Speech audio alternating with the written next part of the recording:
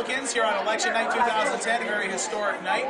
We're at the Doubletree Hotel here in Tucson, Arizona, and it's my honor and privilege to introduce you to Pat Kilburn, who is a local District 29 rep, and he is a Purple Heart Vietnam veteran. So, sir, it's my honor and privilege to thank you so much for your service. Thank you. Not only to our country, but to our state of Arizona. And I just want to take a couple minutes of your time to say, have you answer a couple questions. Just want to see what plans do you have to get the budget in line, and how are you going to incorporate private business and free market solutions? Well, one of the things that has to happen is we have to bring more jobs into the state of Arizona. The only way you're going to make this pie grow is if you bring out-of-state companies into this area and get the entrepreneurs that are willing to start up new businesses. That will grow the pie. If you keep this pie in one specific area, which it is right now, we're never going to get out of here. It's basically, with this 8.7 that we're at, $8.7 billion, we've got to do something to make this pie bigger.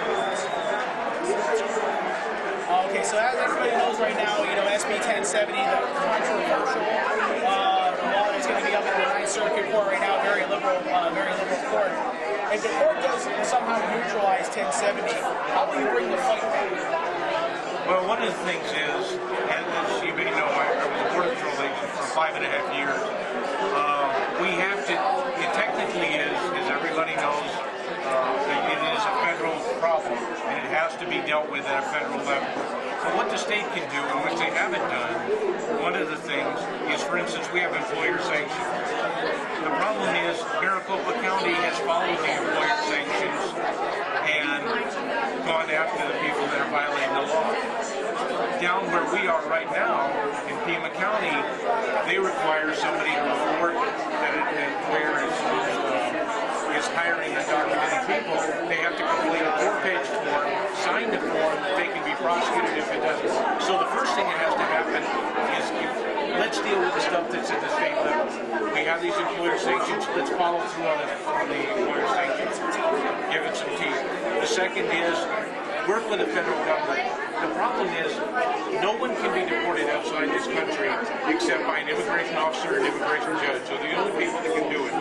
And to say, here we have this bucket of water, we're going to throw it out without seeing if the door is open.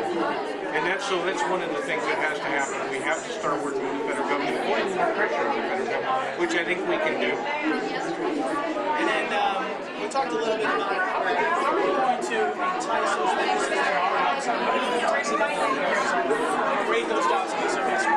Well, one of the things that we are right now is we're not just in competition with other states. We're in competition with other countries, and we have to start looking at the taxes that we're charging. The corporate tax rate is high. The personal property tax should be non-existent. It's what's causing.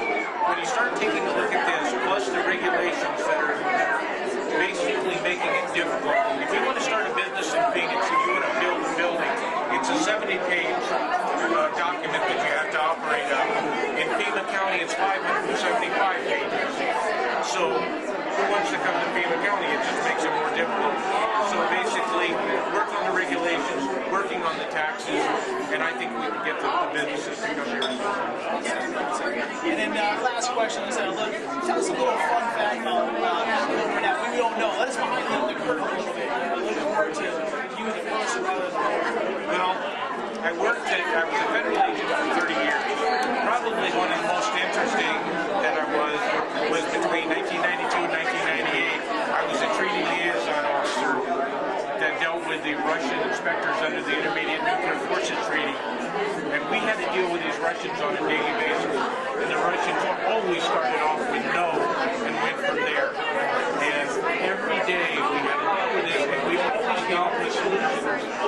Everything, whether it had to do with getting a fishing license that they didn't want to pay for, or in one case they wanted an individual passed away, and we had to get them a coffin that they wanted a window in the coffin. Anyway, it's a long story. We had to work this with the Russians on a daily basis, and we did it. And believe me, Republicans can work easier with Democrats than Americans can work with Russians. So this is something that we ought to be able to do.